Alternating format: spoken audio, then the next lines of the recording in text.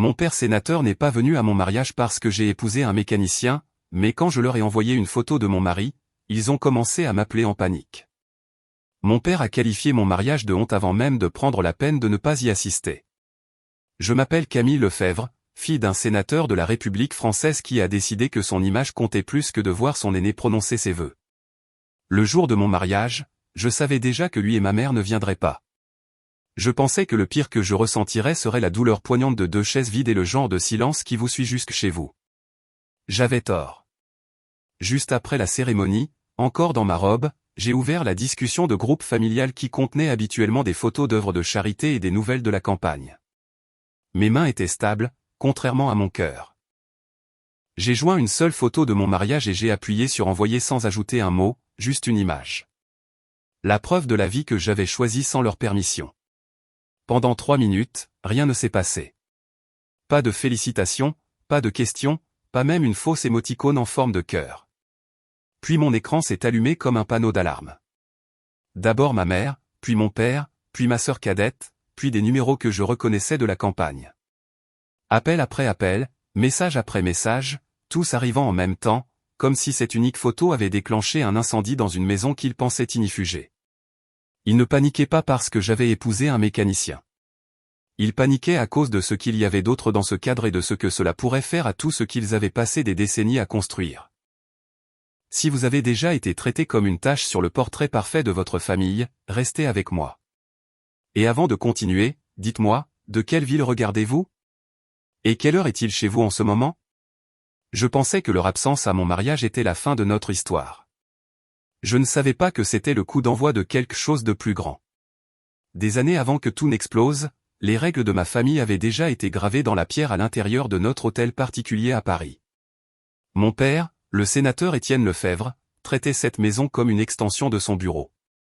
Chaque couloir ressemblait à des coulisses, chaque repas à une répétition pour la prochaine caméra. Ma mère, Marguerite Lefebvre, s'y déplaçait comme une régisseuse, lissant les serviettes et les expressions, s'assurant que rien ne semblait jamais déplacé. J'étais leur aînée, celle qui était censée comprendre que les apparences passaient en premier et les sentiments bien après. Au moment où j'ai atteint le lycée, je savais exactement où était ma place. J'étais la sérieuse qui lisait trop et souriait trop peu. Celle à qui il faisait confiance pour assister au dîner de donateurs sans rien renverser sur la nappe blanche. Ma sœur cadette, Chloé Lefebvre, était celle qu'il présentait au monde. Elle riait facilement, savait comment charmer une pièce et attirait les caméras comme la plupart des gens attrapent un verre d'eau. Quand le personnel de la campagne passait, il la qualifiait d'accessible d'une manière qui n'a jamais été dite à mon sujet. Il n'y avait pas de dispute hurlante dans notre maison, presque jamais de voix élevées. Mon père n'avait pas besoin de crier. Il pouvait me foudroyer d'un regard, avec un seul commentaire mesuré sur la façon dont je l'avais déçu, comment mes choix se reflétaient sur son nom. Ma mère ne discutait pas non plus. Elle me rappelait que sa carrière payait pour tout ce qui nous entourait et que le moins que je puisse faire était de ne pas rendre les choses plus difficiles. J'ai appris à lire chaque changement dans son expression comme d'autres enfants apprennent à lire les panneaux de signalisation. Un léger resserrement autour de ses yeux signifiait que j'en avais trop dit. Une pause avant qu'il ne réponde signifiait que je devais changer de sujet. Une longue expiration à table signifiait que je l'avais embarrassé d'une manière ou d'une autre devant les invités. C'était un entraînement à ne pas être vu. Un après-midi, alors que j'avais environ 15 ans, je suis allé chercher un vieil annuaire dans le débarras du couloir à l'étage. La pièce sentait la poussière et le nettoyant au citron, remplie de boîtes de campagne passées et de projets scolaires que ma mère gardait pour la forme. Au fond d'un placard, j'ai trouvé une boîte en carton plate remplie de photographies en vrac. La plupart des photos m'étaient familières, des poignées de main sur des scènes, des sourires posés devant des drapeaux, mes parents à des galas de charité. Puis j'en ai sorti une que je n'avais jamais vue. 2 jeunes hommes s'appuyaient contre le capot d'une camionnette cabossée, le soleil sur leur visage, les bras passés autour des épaules l'un de l'autre. L'un d'eux était sans conteste mon père, plus jeune et plus détendu au niveau des épaules, les cheveux plus longs, le sourire large. L'autre homme lui ressemblait tellement que pendant une demi-seconde, j'ai cru que la photo avait été prise en double exposition. Ils avaient la même mâchoire, les mêmes yeux, la même fossette au coin de la bouche. Mais il y avait quelque chose de plus doux dans le visage de l'étranger. Il ressemblait à ce à quoi mon père aurait pu ressembler s'il n'avait jamais appris à utiliser un sourire comme une arme. Au dos de la photo, à l'encre passée, Il n'y avait qu'une année et un mot que je n'arrivais pas tout à fait à déchiffrer. Debout dans cette pièce exiguë, la photo dans ma main me semblait plus lourde qu'elle n'aurait dû. Elle ne correspondait pas à l'histoire qu'on m'avait racontée sur notre famille. Je n'avais jamais entendu mon père mentionner un frère. Je n'avais jamais vu ma mère mettre un couvert supplémentaire à table ni vu un homme qui ressemblait à cela dans aucun des collages encadrés du couloir. Le bruit des talons de ma mère dans le couloir m'a sorti de ma torpeur. J'ai remis les autres photos dans leur boîte mais j'ai gardé celle-là, comme si quelqu'un pouvait me l'expliquer. Je suis retourné dans le couloir, le cœur battant plus vite pour des raisons que je ne pouvais pas encore nommer. C'était la première fois que je comprenais que des parties de notre histoire familiale manquaient intentionnellement. Et que l'homme sur cette photographie avait été découpé aussi nettement qu'un visage tranché d'un cadre. Dans les années qui ont suivi, cette photographie cachée est restée nichée dans un carnet que je gardais sur mon étagère du haut, un rappel silencieux que quelque chose dans l'histoire de notre famille avait été réécrit. En entrant dans l'âge adulte, la distance entre mes parents et moi n'est pas venue d'une dispute spectaculaire. Elle est venue d'une érosion constante de la confiance, d'une compréhension progressive que ma valeur à leurs yeux dépendait entièrement de la manière dont je renforçais leur image publique. Les candidatures aux grandes écoles étaient traitées comme des dossiers stratégiques de campagne. Les parcours professionnels étaient évalués en fonction de leur apparence potentielle dans un titre de journal. Mon père ne m'a jamais demandé ce que je voulais. Il a demandé ce qui serait logique pour une Lefebvre. Pendant cette période, j'ai été attiré par des espaces qui ne ressemblaient en rien à notre maison impeccable, des ateliers de réparation en plein air, des centres sociaux, des endroits bruyants où les gens criaient à travers les pièces et où personne ne se souciait d'une moquette immaculée. C'est là que j'ai rencontré des gens qui vivaient sans répéter leurs mots. Leur vie était désordonnée, honnête, non éditée d'une manière qui a réveillé quelque chose en moi. Je n'ai jamais mentionné ce changement à ma famille. À ce moment-là, je comprenais que certaines vérités, en particulier celles qui me faisaient me sentir vivante, devaient être tenues à l'écart de la maison des Lefebvre. J'ai appris à évoluer dans leur monde avec un calme étudié tout en me construisant une vie séparée, hors de leur vue. C'est lors d'une de mes visites à la maison pendant mes études universitaires qu'un deuxième indice est apparu. Mes parents se préparaient à organiser une collecte de fonds, et j'avais été chargé d'organiser des boîtes au sous-sol. En dégageant une étagère, j'ai trouvé une fine enveloppe coincée entre des bacs de rangement empilés. À l'intérieur se trouvaient quelques documents, rien de remarquable à première vue, mais parmi eux se trouvait une lettre pliée portant une écriture qui ne ressemblait en rien au script ferme et délibéré de mon père. Les traits étaient plus lâches, courbes, presque familiers. La lettre n'était pas longue. Elle faisait référence à un désaccord, quelque chose à propos de principe, quelque chose à propos d'un refus de suivre un plan. Elle ne mentionnait pas de nom, seulement des initiales, mais le ton portait un poids de trahison. Celui qui l'avait écrite avait profondément tenu à la personne, et celui qui l'avait reçue avait choisi le silence plutôt que la réconciliation. Je n'ai pas pris la lettre, mais son contenu m'a accompagné sur le chemin du retour comme une question sans réponse. Le récit familial dans lequel j'avais été élevé que nous étions unis, ordonnés, incassables a commencé à me paraître fragile. C'est à cette époque que ma connexion avec Julien Moreau a commencé à prendre forme. Il travaillait dans un hangar local où il passait de longues heures à réparer de petits avions. Je l'ai rencontré lors d'un projet de stage, et ce qui m'a frappé en premier n'était pas son habileté, mais la constance dans sa façon d'écouter. Julien existait dans un monde sans performance impeccable. Il valorisait la précision, l'intégrité et une détermination tranquille. Être à ses côtés, c'était comme descendre d'une scène sur laquelle je n'avais jamais choisi de monter. Je me suis retrouvé à retourner au hangar sous prétexte de travail, bien que ce que je cherchais était le calme qui s'installait autour de lui. Nos conversations étaient décontractées au début, puis plus profondes avec le temps. Il parlait de moteurs, de solutions et de construire quelque chose à partir de rien, pas d'optique ou d'alliance. Sans jamais le dire à voix haute, il m'a montré une version de la vie où l'identité n'avait pas besoin d'approbation pour compter. J'ai réalisé lentement, presque à contre-cœur, que je lui faisais confiance d'une manière dont je n'avais jamais fait confiance à personne dans ma famille. Et cette confiance m'a rendue protectrice envers lui, envers le monde tranquille que nous créions en marge des attentes de mes parents. À ce stade, je croyais encore pouvoir garder les deux mondes séparés, celui que mes parents avaient conçu pour moi et celui que je construisais pour moi-même. Je ne comprenais pas encore qu'ils étaient déjà sur une trajectoire de collision, mise en mouvement bien avant que je sois assez âgé pour en reconnaître les signes. Au moment où Julien et moi avons décidé de nous marier, la distance entre ma vie et la maison des Lefebvre s'était creusée pour devenir quelque chose de permanent. Le mariage a eu lieu dans une petite chapelle au bord d'un lac, près des environs de Clermont-Ferrand, un endroit calme avec des bancs usés et une lumière du soleil qui filtrait à travers de hautes fenêtres en bande douce et inégale. Je l'ai choisie parce qu'elle semblait réelle, brute, honnête, non touchée par les attentes qui avaient façonné une si grande partie de mon éducation. Je n'ai pas envoyé d'invitation formelle à mes parents. Je les ai informés comme on notifierait un bureau d'une absence prévue, de manière directe, brève et sans le moindre espoir de chaleur en retour. Leur silence qui a suivi était prévisible, bien que la confirmation finale soit arrivée sous la forme d'un message de ma mère. La formulation était polie, efficace et entièrement dépourvue d'émotion.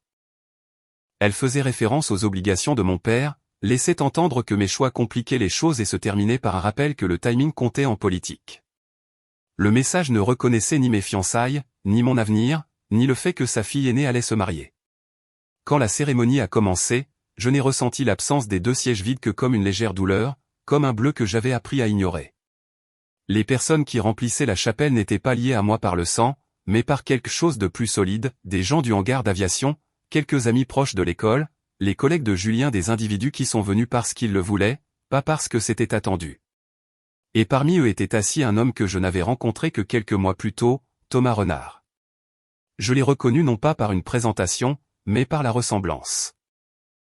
La même mâchoire, les mêmes yeux que l'homme sur la photographie que j'avais trouvée des années auparavant. Celui qui n'avait jamais eu sa place dans le récit soigneusement orchestré de mes parents. Quand j'ai rencontré Thomas pour la première fois lors d'un petit événement communautaire, je ne connaissais pas son nom. J'ai seulement senti une familiarité qui a troublé quelque chose en moi. Plus tard, après une brève et calme conversation où il a révélé son lien avec mon père, la vérité brute a commencé à faire surface. Thomas se comportait avec une confiance discrète, du genre qui ne cherche pas l'attention mais fait sentir sa présence tout de même. Il n'agissait pas comme quelqu'un qui venait réclamer une place dans ma vie. Il agissait comme quelqu'un qui avait été un jour chassé d'une place dans la sienne. Je n'ai pas demandé toute l'histoire ce jour-là. Je n'étais pas prête à affronter ce que je soupçonnais déjà. Lors de la réception, tenue sous un auvent dans la cour du lieu de travail de Julien, j'ai dérivé à travers les groupes d'invités, me sentant plus légère que je ne l'avais été depuis des années. Les rires fusaient des tables parsemées de nourriture et de décorations dépareillées. Rien de tout cela ne ressemblait à un événement Lefebvre. Pas de discours impeccables, pas de photographes, pas de perfection filtrée, juste de la vraie joie, non coordonnée et imparfaite. Julien se déplaçait dans l'espace avec l'aisance de quelqu'un qui savait exactement qui il était. Le voir ainsi, confiant et ancré, m'a fait comprendre pourquoi mes parents ne pourraient jamais l'accepter.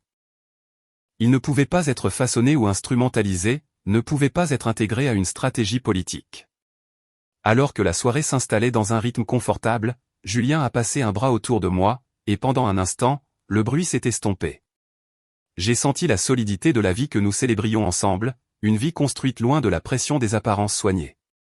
C'est alors que j'ai remarqué Thomas assis tranquillement près d'une des tables, observant la célébration avec une expression pensive. Il n'y avait pas de ressentiment dans son regard, seulement une sorte d'acceptation calme qui m'a serré la poitrine. J'ai compris alors pourquoi sa présence comptait d'une manière que l'absence de mes parents ne faisait pas. Plus tard, quand quelqu'un a demandé une photo de groupe, Julien et moi nous sommes tenus ensemble, et Thomas s'est placé à côté de nous. Le moment était simple, naturel, sans contrainte. Mais alors que l'obturateur de l'appareil photo cliquait, j'ai senti un changement indéniable, comme une porte se fermant derrière moi et une autre s'ouvrant devant, toutes deux portant le poids d'une vérité que je ne pouvais plus ignorer. Au cours de la semaine qui a suivi le mariage, les conséquences de cette unique photographie ont commencé à prendre forme de manière que je n'avais pas entièrement anticipée. L'image que j'ai envoyée, juste nous trois debout ensemble, avait atterri dans la discussion de groupe de ma famille comme une étincelle dans une pièce remplie de papier sec. Je n'ai pas répondu au barrage d'appels qui a suivi. Je n'ai pas expliqué la photo ni répondu à aucun des messages frénétiques. Au lieu de cela, j'ai laissé le silence s'étirer, sachant instinctivement que le silence déstabilisait mes parents plus que la colère ne le pourrait jamais. Mais sous ce calme, je sentais une onde de choc se propager. Mes parents avaient passé des années à construire une image de famille politique unie et digne, et l'apparition soudaine de Thomas Renard, un homme qu'ils s'étaient efforcés d'effacer, menaçait de fracturer la façade dont ils dépendaient. Quelques jours plus tard, une berline élégante s'est garée sur le parking en gravier derrière le hangar de Julien. J'ai reconnu les vitres teintées avant de reconnaître la femme qui en sortait. Chloé Lefebvre a traversé l'espace à pas mesurés, comme si le sol inégal constituait une insulte personnelle. Elle portait un jean sur mesure et un veston immaculé, ses cheveux tirés en arrière avec la précision que ma mère appréciait. Sa présence soudaine ne m'a pas surprise, mais la tension autour de ses yeux, si.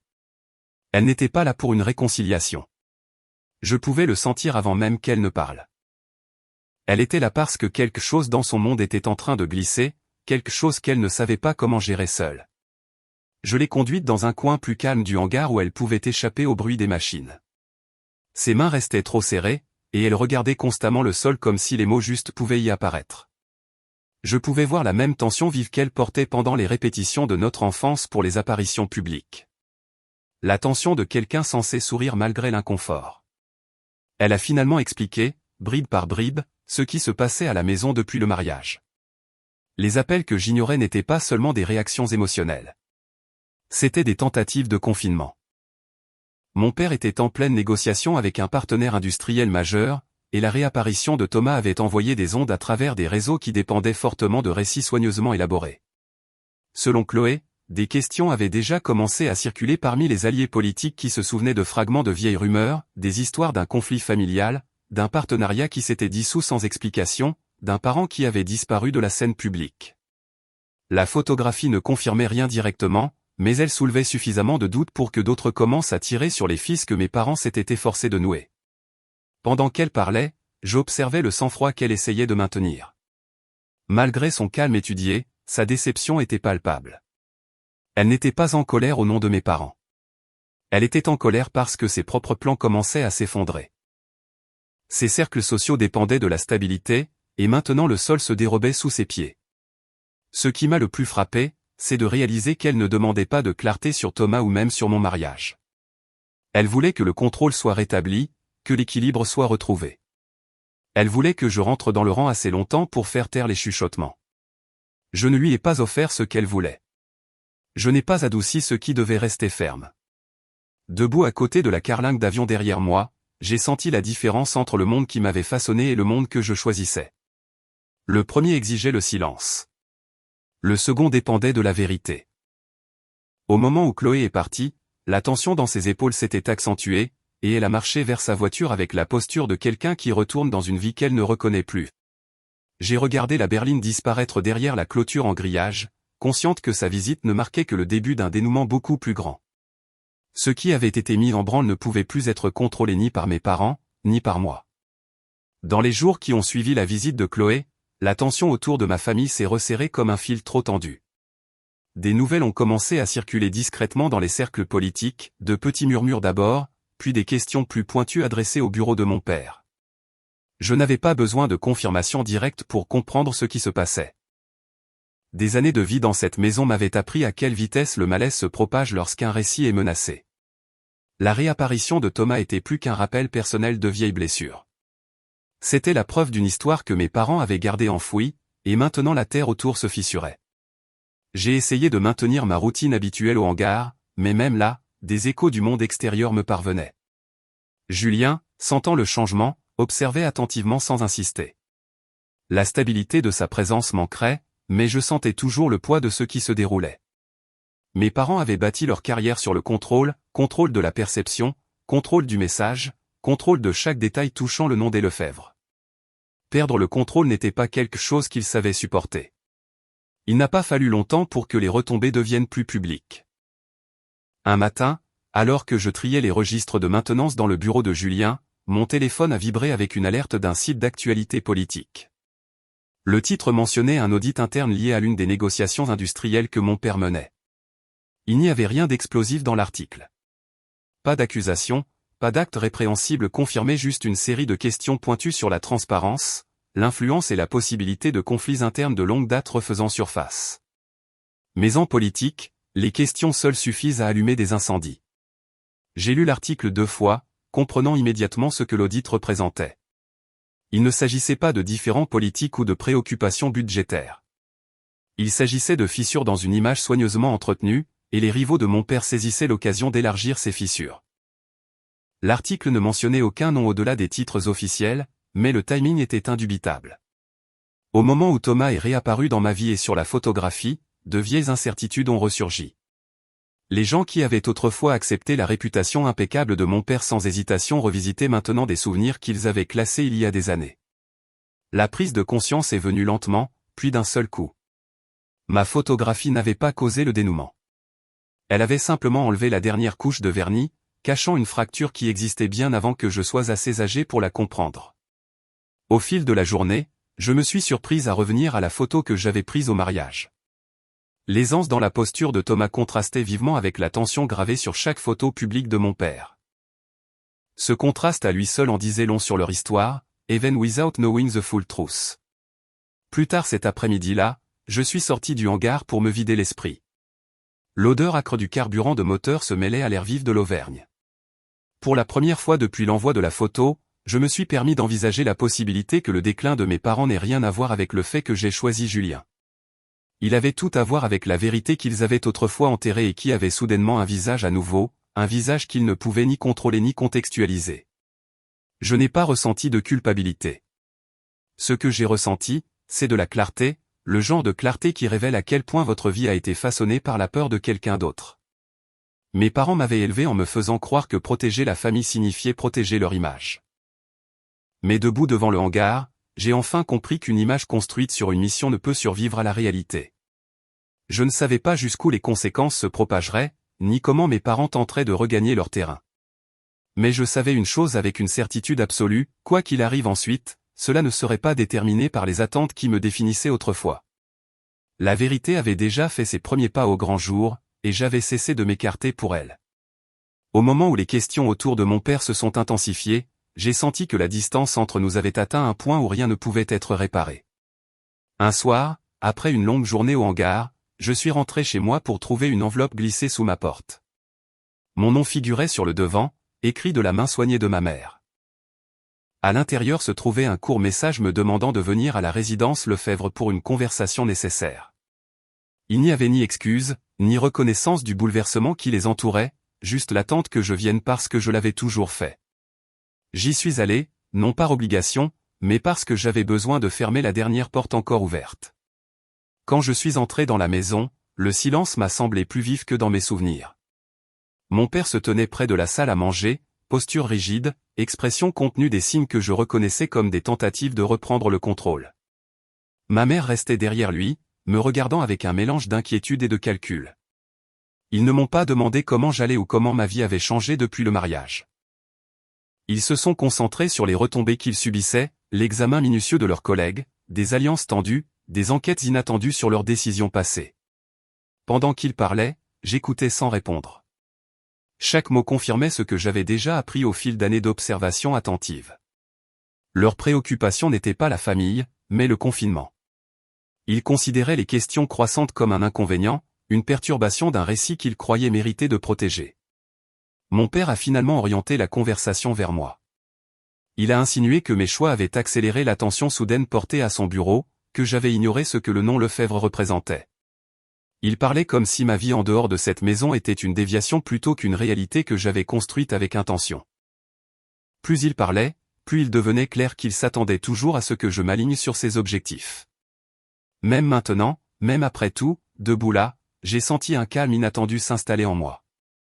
J'ai regardé les murs, les photographies arrangées, la version soignée de notre famille qui n'avait jamais correspondu à la vérité. Je n'ai ressenti aucune colère, seulement de la certitude. La partie de moi qui cherchait autrefois leur approbation avait disparu bien avant ce moment. Quand j'ai parlé, ma voix est restée stable. Je leur ai dit que ma vie n'était plus liée à la leur, que les choix que je faisais n'étaient pas soumis à la stratégie politique ou à la gestion de la réputation. Je leur ai dit que je ne reviendrais plus dans cette maison. Je n'ai pas élevé la voix ni proféré d'accusations. J'ai simplement énoncé la limite qui se formait en moi depuis des années. L'expression de mon père s'est durcie, un changement à peine visible, mais suffisant pour montrer qu'il comprenait ce que je voulais dire. Le souffle de ma mère s'est coupé légèrement, bien qu'elle n'ait rien dit pour m'arrêter. Leur silence m'a semblé être la confirmation que le lien entre nous avait toujours été conditionnel, maintenu par des attentes que je ne portais plus. Je me suis retourné et j'ai quitté la résidence Lefebvre sans hésitation.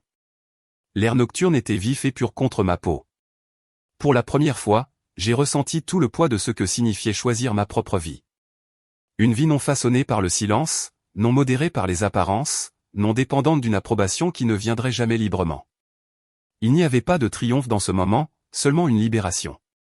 Partir n'était pas une victoire sur eux. C'était un retour à moi-même. Son histoire nous rappelle que certaines familles se fracturent non pas à travers des conflits explosifs, mais à travers des années d'attente silencieuse qui ne laissent aucune place à l'authenticité. Camille Lefebvre a appris que choisir la paix exige souvent de s'éloigner des personnes qui refusent de vous voir au-delà de leurs propres besoins. Sa détermination montre que les limites ne sont pas des actes de rébellion. Ce sont des actes de préservation. Pour quiconque s'est déjà senti défini par l'image de quelqu'un d'autre, son parcours offre une vérité simple, vous avez le droit de sortir du cadre. Merci d'avoir écouté cette histoire. Si elle a résonné en vous, envisagez de soutenir la chaîne afin que d'autres histoires comme celle-ci puissent atteindre ceux qui en ont besoin.